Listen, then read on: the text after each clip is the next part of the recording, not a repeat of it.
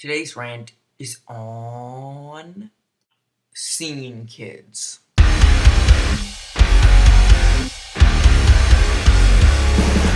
What's up, everybody? I'm Finn McKenty. This is the Punk Rock NBA, and I'd like to ask you to turn back the clock to 2008 when kids looked like this and bands sounded like this. This is the time to let yourself go. Lord, pick me off the ground. Or this. Come get fucked up. Give me my alcohol. Let's get fucked up. That's right, I am talking about Scene Kids and the soundtrack to their existence, Scene Music. Easily one of the most bizarre moments in the history of alternative culture, but honestly, also kind of cool in hindsight. Scene Kids were obviously pretty ridiculous, but at the same time, I always also appreciated how their music was just like wildly experimental. The Scene Kids broke all the supposed rules of music because they didn't even know or care that those rules existed. Yes, obviously they were cringe, but they also pioneered the way we use social media. Scene music was very influential to some of today's biggest stars like Lil Uzi Vert and Post Malone. And believe it or not, the scene aesthetic is kind of coming back.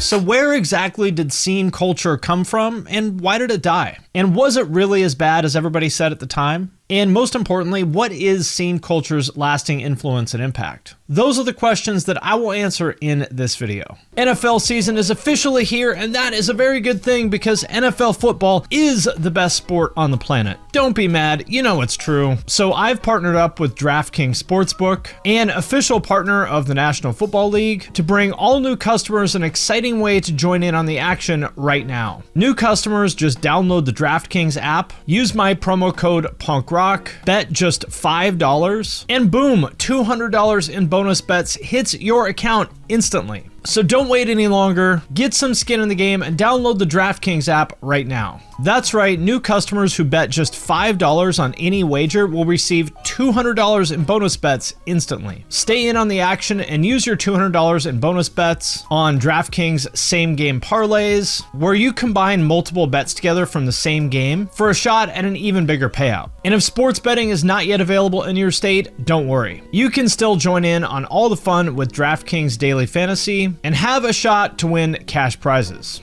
Download the DraftKings Sportsbook app now. New customers use my promo code PUNKROCK, bet just $5 on any wager and get $200 in bonus bets instantly. That's promo code PUNKROCK only at DraftKings Sportsbook.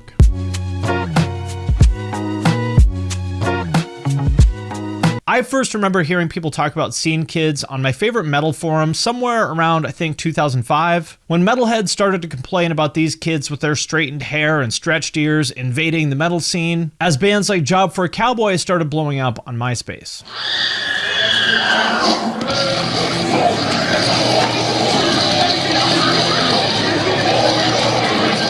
And I was in my mid-20s at the time, so they kind of caught me by surprise. I had no idea where these kids came from or why they looked like this, but I put my detective hat on, and over time the pieces started to fall into place. The way I see it, the roots of Scene Kids go way back to the mid-90s emo scene, specifically one man from San Diego named Justin Pearson. I just like fucking with people. He was in a few bands like Struggle, Swing Kids, and most notably The Locust. And he was the person to bring tight pants and big teased out hair into hardcore. You may know him from his random appearance on Jerry Springer back in the day. Justin, what's going on? Well, you know, I'm into rock and roll and I live the rock and roll lifestyle and stuff happens, you know, and...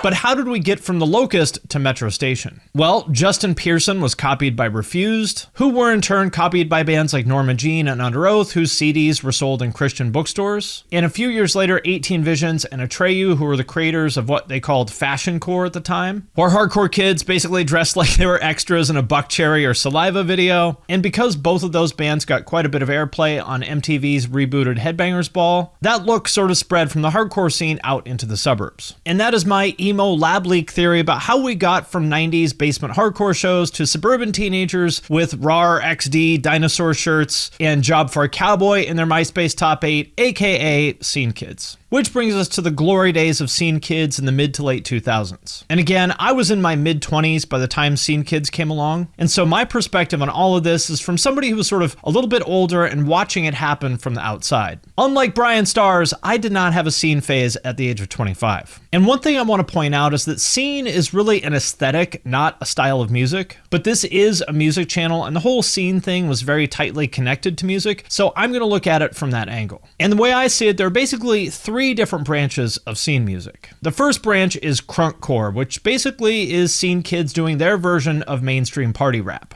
The biggest band in this genre, and in my opinion, the really definitive example of an early scene band, is Hollywood Undead. For example, this song from 2005, which is called Scene for Dummies. Scene kids, tired of getting picked on by mean kids. And I'd hate to be obscene, kid, but have you seen my penis?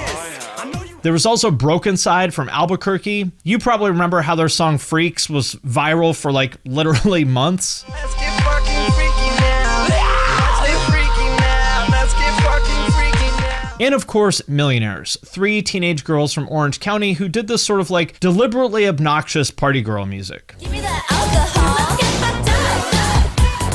ALCOHO. And if you were on the internet back then, you will remember that people just absolutely hated this stuff. I don't think I've seen anything more hated before or since. When Brokencyde came out, for example, every insufferable hipster blog was writing their version of the same article, some variation on, "Oh my god, we found the worst song ever recorded." And to give you an idea of how much people hated this stuff, even in the alternative scene, I remember back then pitching the editor of Alternative Press on a story about Brokencyde, and his reply was, "Fuck no, I'd rather get finger banged by an arthritic witch than have that band in my magazine." And it might be tempting to say that people hated it just because the music was bad. But I don't think it's that simple because there's lots of bad music out there. Why did they get so angry at these bands? And by the way, I think all three of them were actually pretty cool. I think if you dig a little bit deeper, the actual reason behind the backlash is pretty interesting. Like I said before, Crunkcore was basically the scene kid version of mainstream party rap like say Lil Jon or Yin Yang Twins. Their songs were pretty much all about getting wasted, partying, and fucking. But not in the old school Motley Crue or Pantera kind of way, really more of a hip hop inspired sort of way. If those old school bands were like stepping into some grimy, filthy dive bar with Motorhead playing on the jukebox and ordering a round of Jaeger shots, Hollywood Undead and Millionaires, well, they were more like going to a hip hop club and doing blow with strippers. And so really what I think it comes down to is a clash of culture. All these Crunkcore bands were drawing from a set of influences that really just weren't accepted. It sounds kind of absurd to say that people were mad at these bands because they weren't partying in the acceptable way, but I kind of think that's what it was. But there weren't really that many Crunkcore bands. Probably the biggest branch of scene music was all the metalcore and deathcore bands that started popping up in the mid-2000s. And I think the first one of those bands, the first like really heavy scene band to come out was Job For A Cowboy, who were really just a bunch of teenagers from Arizona when they dropped their debut, the Doom EP.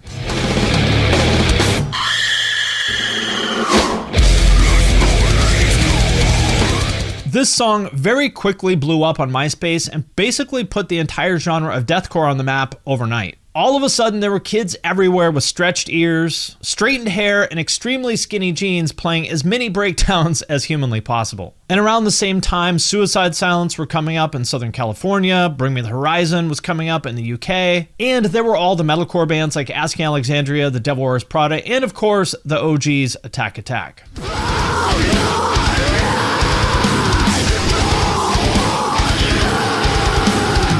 And just like with the Crunkcore bands, the metal establishment absolutely hated this stuff. They called it gay, they said it was all just a bunch of generic breakdowns, they gave it just zero credit. And again, part of that was because of the music, but more than anything, I think it was because these bands just challenged the conventions. The guys in these bands looked more like your sort of average Zoomies, PacSun, skater, hardcore kind of kid than your typical Megadeth fan. They played breakdowns more than solos. And of course, we have to talk about the merch. This was the golden era of what I like to call neon cartoon monster merch, when an absolutely filthy, ridiculously brutal band like Suicide Silence might have shirts with like a neon cartoon shark on it. which I think pissed off a lot of the old school metal fans because in their eyes, well, you can't have bright colors. Like, that's not metal. You have to wear the metal uniform if you want their approval. Which really highlights what made scene culture so interesting to me. Scene kids broke all the so-called rules because those kids didn't know and didn't care what the rules even were. Like, the scene aesthetic was this kind of insane mashup of like anime, rave, and punk with maybe like a dash of hip hop. Like, you could see a kid with this insane colored hair that's teased out like some 80s anime character, wearing a bunch of candy necklaces and bracelets like a raver, but also wearing a metal shirt and maybe a new era snapback. And the music was just as wild. Bands were playing like melodic death metal riffs with EDM parts like Attack Attack and Asking Alexandria. Deathcore bands were wearing grills in their videos like it's Paul Wall. Warped Tour kids were rapping. Like, the whole thing just felt like a fever dream. And I think all that happened because it was this very particular moment in time. On the one hand, it was the first time that kids had access to basically every obscure facet of pop culture thanks to the internet. They could listen to every song, watch every anime, play every game, and remix all of that into something new, which was basically scene culture. And on the other hand, because this was all happening on Myspace, the gatekeepers who usually try to enforce their rules kind of didn't know what was happening. And so the scene kids basically had free reign to do whatever they wanted, like mom and dad leaving you alone for the weekend with pizza money. Which brings me to the last branch of scene music that I don't think really has a name, but I've always called it neon pop punk because it kind of takes the blueprint of what bands like Blink, Sum 41, and Good Charlotte were doing in the early 2000s, but making it even more accessible and pop and putting a giant coat of neon paint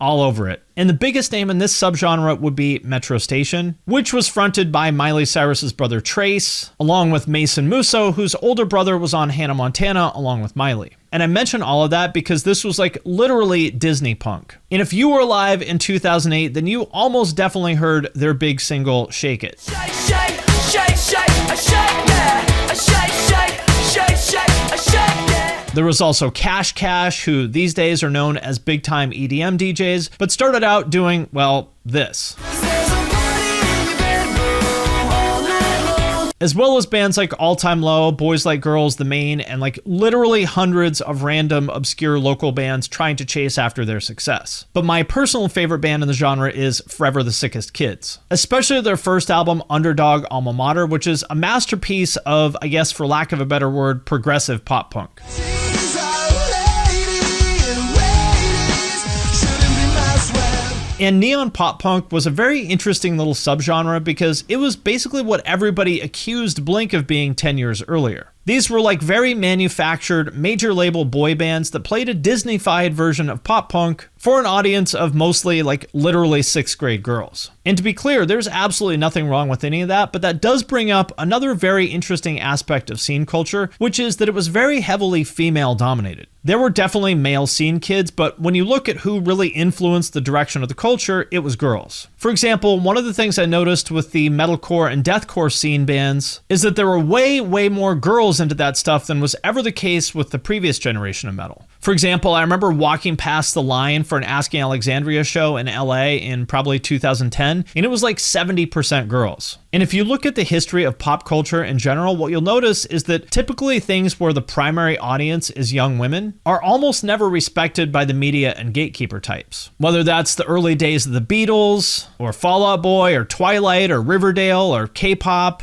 or Hot Topic, if the primary fan base for anything is young girls, it tends to get written off as trendy garbage, while the boys' version of the same thing gets a lot more respect. For example, look at Barbie versus G.I. Joe. And I think that dynamic explained a lot of the overall hate for scene culture in general. Like, take a band like Suicide Silence, who objectively are as heavy as it gets. Metal fans should love them, right? I mean, they sound a lot more like Cannibal Corpse than they do Metro Station. But if you were around back when they came out, you will remember how much metal fans just absolutely hated them. I remember they called them Scenecide Silence. And is it a coincidence that a lot of girls also liked the band? I don't know. You tell me. In any case, nothing as trendy as scene culture can last forever, and it definitely did not. The exact date that scene kids went extinct depends on how old you are and where you lived, but from what I saw, the real cracks started to appear maybe around 2010 or so. By that point, Myspace was dead, which was really the beating heart of scene culture, and the original crop of scene kids had grown out of their scene phase. Usually they turned into hipsters, DJs, or hardcore kids who tried their very best to completely eliminate all traces of their embarrassing past as a scene kid. But to me, what really seemed like the final nail in the coffin of scene kids was when the website isanyoneUp.com went down in 2012. For anybody who may not have seen it, it was a site run by a guy named Hunter Moore who would post revenge porn of popular scene bands like A Day to Remember, as well as just random scene kids. People would send their nudes in and he would post them. Yes, it was incredibly fucked up, but the site was also incredibly popular. Everybody at the time obviously knew that it was wrong, but everybody was looking at it and it was a constant topic of discussion. Like, oh my god, did you see who's on Is Anyone Up today? To make a long story short, the police got involved, and when Hunter Moore eventually went to prison, and for good reason, to me it really felt like just closing the door on that whole era. Most of the scene bands either broke up, changed their sound, or at least stopped wearing neon. Tumblr and Facebook took the place of Myspace. And the next generation of bands was almost like the exact opposite of the scene bands. There was all the gent bands like Born of Osiris and Periphery that were sort of drawing from Meshuggah and the world of progressive metal, or bands like The Story So Far and La Dispute that drew more from like hardcore and indie and quote-unquote real emo aesthetics and imagery, with a lot of like gritty imagery and desaturated colors, in contrast to the animal print and neon cartoon monsters of the scene era. Which brings us to the big question: what is the lasting impact and influence of scene culture? My overall take is that obviously scene kids were very cringe in a lot of ways, but I think they also deserve a lot of credit for pioneering a lot of things that we now take for granted. For one, the way that they used Myspace was really the blueprint for how bands and creators use social media to this day. Like, Job For A Cowboy was the first metal band that I remember blowing up based purely on Myspace. Owl City also got signed to a major label before he even played a single show because of his Myspace. Hollywood Undead are another example of that. They were actually the first band signed to Myspace Records. And when you look at people like Melissa Green from Millionaires, and the other so-called scene queens like Audrey Kitching and Hannah Beth, those girls were 100% the template for what we now call influencers. These were just normal teenagers who built an audience for themselves using the computers in their bedrooms and turned that into a career for themselves. Jeffree Star is another Myspace scene kid who turned that into a multi-million-dollar empire for himself. So basically what I'm saying is the Millionaires to Jake Paul pipeline is real. It was also the first genre of music that was really internet first. This didn't really click to me until I actually went to see some of these bands that had like millions of plays on Myspace, but literally like 50 or 75 people would be at one of their shows. And at first that didn't make sense to me because I thought, how could these bands be so big on Myspace but nobody's coming to see them? But then I realized, well, of course, 90% of their fans are kids that can't go to a show because they're either too young, live too far away, or they're just too shy to handle being in a room with that many people that they don't know. And so you put all that together, and it was really the precursor to the SoundCloud, emo rap, and hyperpop scenes that would come a decade later. It was internet kids making music for other internet kids that built up millions and millions of fans before the rest of the music industry even knew that it was happening. And so you kind of wonder, would there be a Lil Peep, XXXTentacion, or Suicide Boys without Hollywood Undead and Asking Alexandria? Maybe, but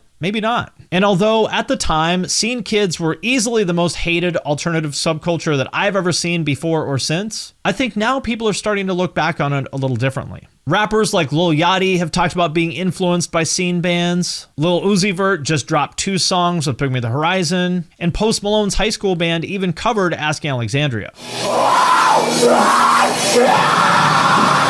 And if you look on TikTok, I never thought I would see this, but there's a whole wave of kids who were like barely alive when scene kids were even a thing, bringing back that 2008 aesthetic. Pop culture tends to run on 20-year cycles, which means, you guessed it, we are due for a full-on scene revival in maybe another 2 years. So my advice is, get your hair straightener and neon skinny jeans now, because you're gonna need them. All right, my friends, that does it for this video. As always, let me know what you think in the comments. And I would like to thank everyone who supports me on Patreon, especially those of you who support at the true cult level. Patrons get all my podcasts and videos early. There's also members only channels in my Discord that I'm super active in. I do giveaways sometimes, and there's a way to have me review your music. So if any of that sounds cool, hit the link in the description of this video. And with that, I'm gonna sign off for now, but I will see you next time.